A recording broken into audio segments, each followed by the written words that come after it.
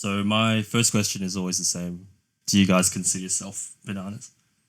My answer, I don't know if you've ever heard of it before, but I have been asked this before when I was a kid, and I would say I'm a banana with a scrambled egg inside, which doesn't sound great, like in terms of taste. But to explain this, it would be like obviously I look very Asian on the outside because I was born in China from two Chinese parents, and Yep.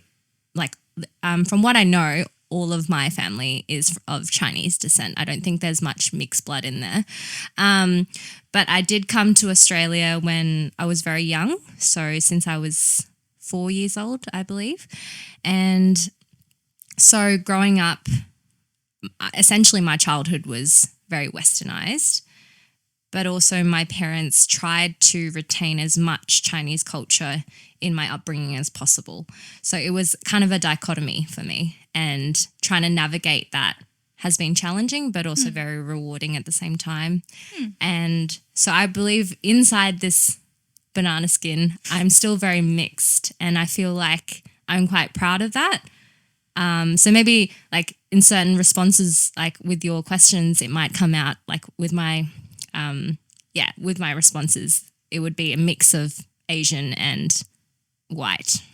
And you can speak Chinese fluently? Yes. Yeah, perfect. Yeah. Because we've found that the language is a massive, I guess, connector to your heritage. So you can obviously speak if it's Hindi or if it's Mandarin or Cantonese, whatever it Yeah. might be. If you can actually speak, Yeah. you still feel a bit more in touch Yeah, with definitely. that side. So the scrambled egg inside of a banana.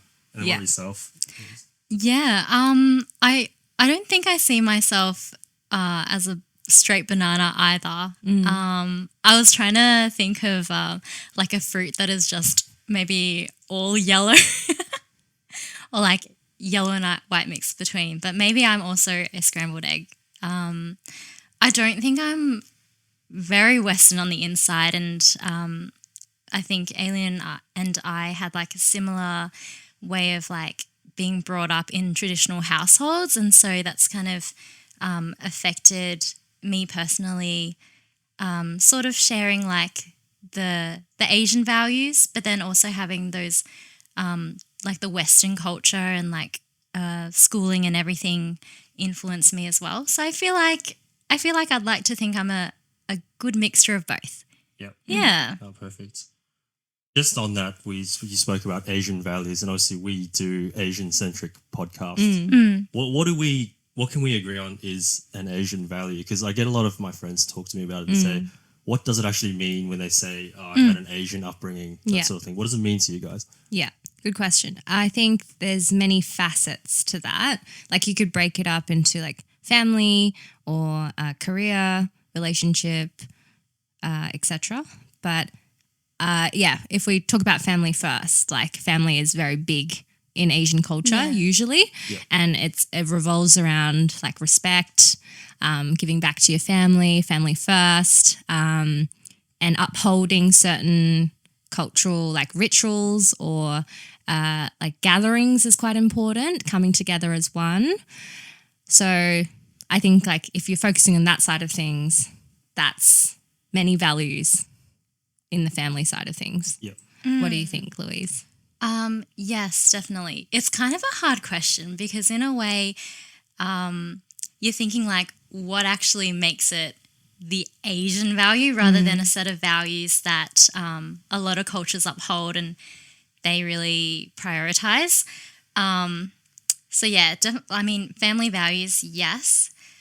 I feel as though like on the more Asian side, in general, a lot of Asian households, they've kind of, at least the parents, they've come from maybe a place where they didn't have very much.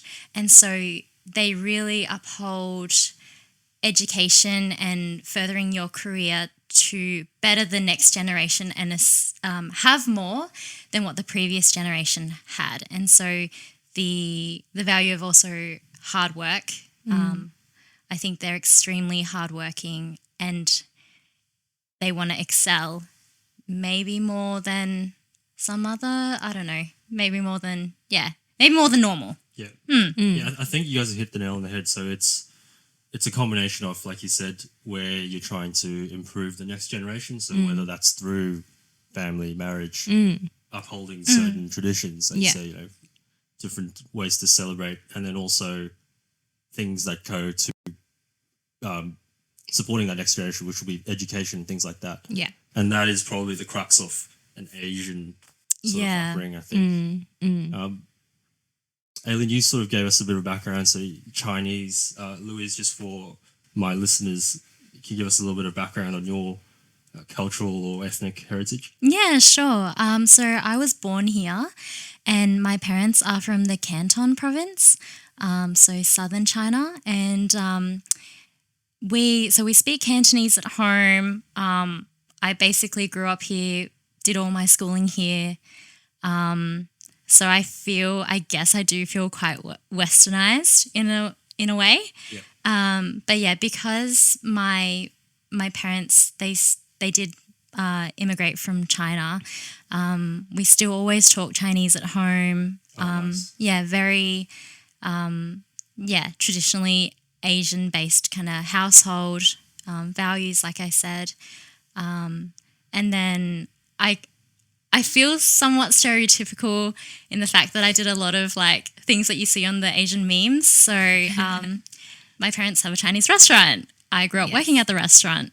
I went to Chinese school for a lot of years. Yep. I did maths tutoring with Aileen. So Yeah.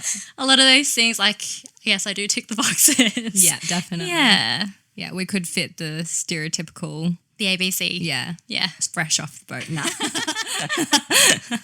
And then growing up, was it important for you guys to be able to speak Chinese? Because I know for me, obviously I grew up in South Africa. We immigrated when I was young, 11. Speaking Chinese was just never a priority. Obviously now I'm really regretting that. For you guys growing up, was it something that you really wanted to learn for yourselves, or was it more kind of, we're a Chinese family, we need to speak Chinese? Like, Yeah. For me, initially, it was a lot of pressure from my parents. Speaking wise, it was pretty easy. I was in China for like 2 or 3 years before I moved to Australia. That speaking part was really easy, but the writing and reading comprehension was difficult. And initially, my parents, kind of forced me to go to Chinese school every Saturday.